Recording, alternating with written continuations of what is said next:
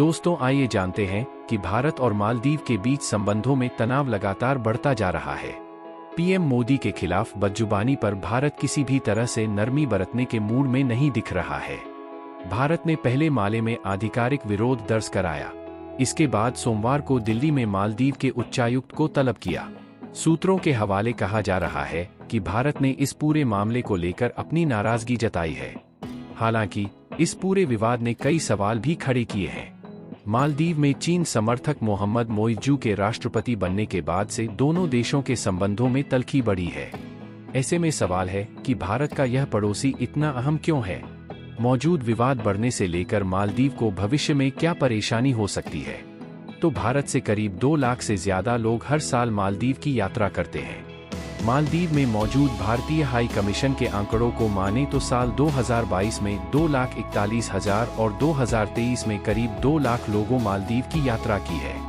ऐसे में यदि लक्षद्वीप जैसे भारत के द्वीपों को प्रमोट किया जाता है तो जाहिर है कि भारत से मालदीव जाने वाले लोगों की संख्या में कमी आएगी, जिसका विपरीत असर वहां के टूरिज्म पर पड़ेगी। इसी आशंका से वहां के मंत्री भड़के हुए हैं। फिर भी भारत का पड़ोसी देश मालदीव हिंद महासागर पर बसा है और इस कारण यह सुरक्षा की दृष्टि से भी अहम है। लेकिन मालदीव के राष्ट्रपति, जो कि चीन के राष्ट्रपति से मुलाकात करके जब से आए हैं, तब से भारत के लिए जहर उगल रहे हैं। जिसके बाद भारत ने मालदीव को जो चावल एक्सपोर्ट करती थी, वह अब बांग्लादेश को एक्सपोर्ट करने का फैसला किया है।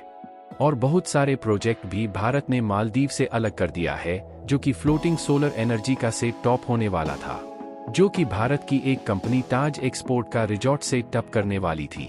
अब इस सेट टॉप को मालदीव में सेट अप करने के बजाय अब यूएई, फ्रांस और लक्षद्वीप में सेट अप करने वाला है। क्योंकि अगर देखा जाए तो मालदीव को लक्षद्वीप से टक्कर देने के लिए लक्षद्वीप को भी एक अच्छा टूरिस्ट बनाना होगा, और किसी भी टूरिस्ट को बनाने के लिए बिजली की जरूरत ज्यादा होता है। इसलिए भारत की कंपनी सोलर पार्क को लक्षद्वीप में सेटअप कराने वाली है।